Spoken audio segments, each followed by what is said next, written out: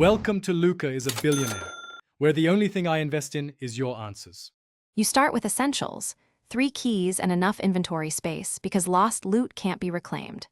Once keyed, head to the northern approach and activate your scanner. It reveals the vault perimeter nodes. Make sure to sync your clock to the 020003 30 window so timed nodes align. Next, deploy the flashlight and engage the first node using alpha key, then wait for the green pulse. These first actions create the initial override. Do them methodically to avoid resets. Once the initial override pulses, you move into the node sequence. Observe the color order on the interface: green, then cyan, then amber, then red, and trace the relays connecting them. Use the beta key on the second node within 12 seconds of the green pulse because timing locks will engage otherwise. Rotate each relay in 15-degree increments. The scanner shows alignment confidence.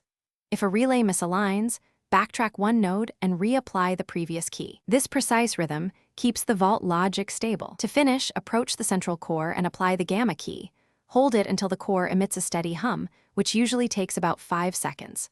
Once humming, insert the data module and confirm the checksum reads 0xA7F3 before initiating the energy drain.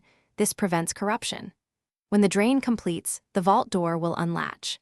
If something goes wrong, reset from node 1 and wait 30 seconds between attempts. This cooldown clears transient faults and prevents lock escalation. Thanks for watching and please subscribe. It's the best investment you'll ever make.